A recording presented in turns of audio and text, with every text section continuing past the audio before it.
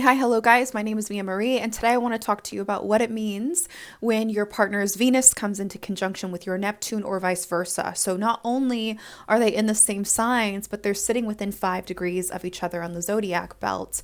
Obviously, the closer that they are, the more intensely that you'll feel this aspect.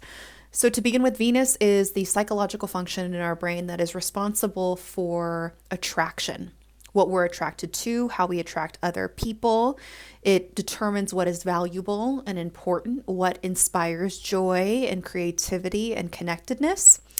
Neptune, on the other hand, is the higher octave of Venus. So if Venus is about connection and love and pleasure, the pleasure principle, then Neptune says, let's make it mystical, let's make it spiritual, let's make it magic.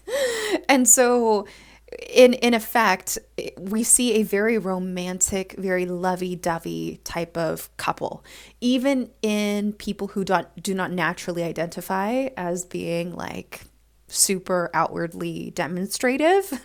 If you are stoic or cold or detached, this wakes up the sleeping lover girl or lover boy inside of you. And when you tell people about how you're feeling and these spiritual experiences, the synchronicities that are taking place, your friends will be like, wait, what? Is this real? It inspires like this sense of wonder. And you can feel that way too. Like, is this real?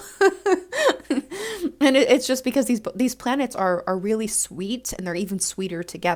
Now, I've heard partisans on both sides where people say this is delusional and ungrounded and misleading, creates room for deceit, and we'll talk about why that is later. And then I've heard people say, and often reference, that this is an indicator of a soulmate relationship, and it is just as wonderful as it sounds. Now, I'm not here to tell you which one is right and true, because I don't know you as an individual or your partner. You have your own story and your own objectives, respectfully, but I'll tell you what the initiation is, and you can see how it sits with you.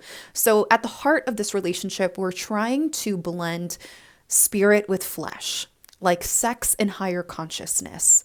When you're looking at this person, sure, you're seeing what's on the surface, but you're also seeing into their psychology. You're looking into their soul.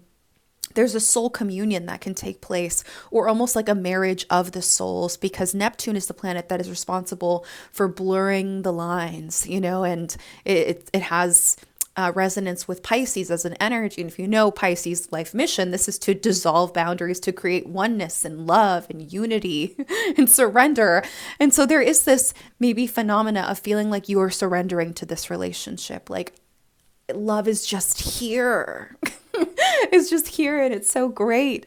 But one of the challenges with this relationship is that because it feels so good, you can take something that is meant to be a gift, something that is meant to be received with grace, and turn it into an expectation. And when the relationship doesn't function as the fairy tale that you guys both expect, when the relationship has to function in real life, you can feel as if you're robbed.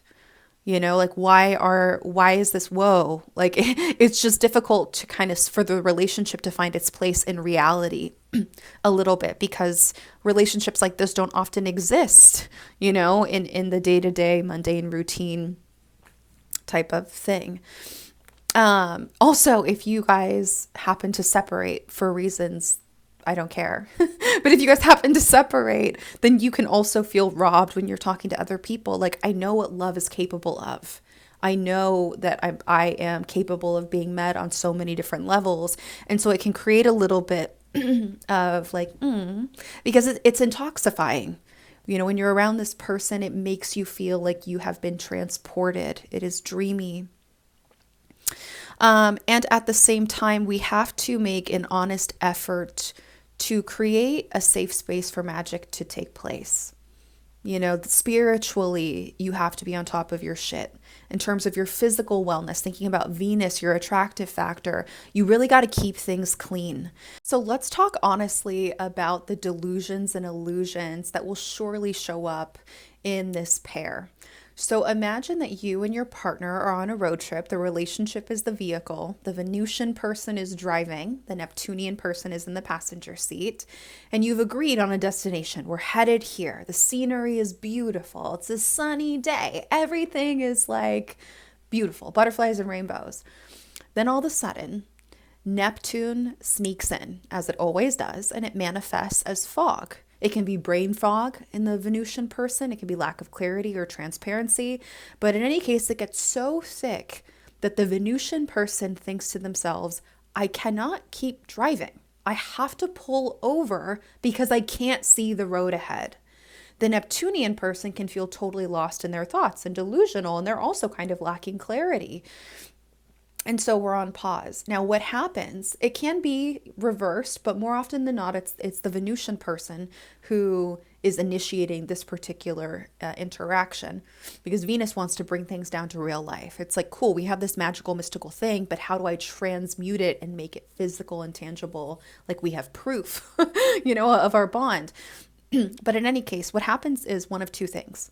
The Venusian person will superimpose ideals, fantasies onto their partner. They will idealize, put them on a pedestal, glorify their partner, and they shower them with affection and attention and compliments. And at first, the Neptunian person is like, wow, this feels so good. I love it. Thank you. But there is cognitive dissonance because the Neptunian person can feel like the Venusian person does not see them clearly. And it creates frustration because then the Neptune person feels like they have to wear a mask. It's like, get that away from me. That's not who I am. I love the love, but this is not who I am. You're loving me for reasons that aren't actually true and accurate. Now, on the other hand, the Venusian person can showcase or kind of make known what their greatest fears are, like operating on a subconscious level. Sorry, not cute. What is happening, what the fears are on a subconscious level. The resistance to be vulnerable and intimate and to connect. And they can be kind of accusatory because we feel so connected, right? Because we see into the person's soul. We may wrongly believe that we know them better than they know themselves from time to time. Both people are guilty of this. And so what happens when the Venus person is scared is that they will accuse the Neptunian person of doing something or believing something or desiring something or wanting something that is not even on their radar. The Neptunian person can then feel like, what? Where did this come from? But there is a conviction. There's a conviction in the Venusian person's part to be validated for something that the Neptune person just does not see. Now, the way that I've kind of told this story, I've cast the Venusian person as the one who is like unstable. But really going back to symbols, the Venusian person is the human trying to make sense of fog, trying to interpret a piece of artwork that is kind of ever changing. The Neptunian person often is inconsistent, unattainable, unreachable in some capacity, and that inconsistency kind of stirs up fear in the partner, which is why I said earlier, it's very important to create a space that is conducive for magic to happen. The magic, what is that? What is the magic? The magic of the moment is that by being a steward to the relationship, time and time again, by showing up in real life, doing things that we can measure, that we can count, that prove to the other person that we are to be relied on, that when these delusions and illusions sink in, there can be an open conversation that's happening on time, that's neat and tidy, where either person can say, I feel like I am getting this vibe from you. I feel like you've been more distant lately. Is it because of this? Or can we talk about it?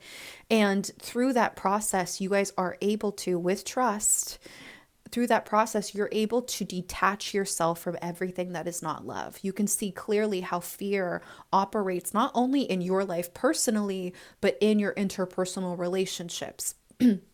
And so a lot of this process is about naming everything that's not love, but also meeting it with a loving attitude. And that's the highest potential for this relationship.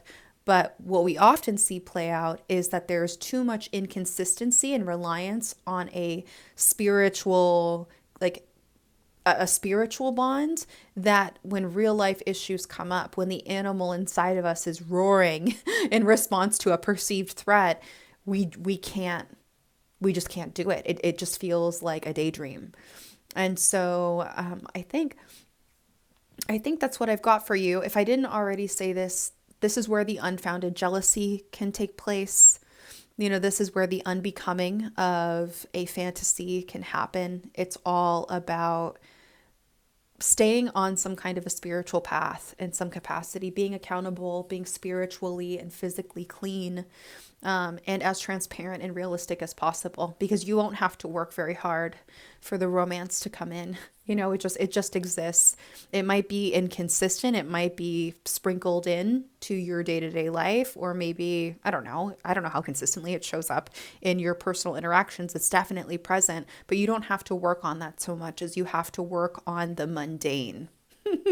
Like the day to day, how do we function in life? So that's what I got for you. If you have any questions, feel free to let me know in the comments, and comment and subscribe. Toodles. Good luck.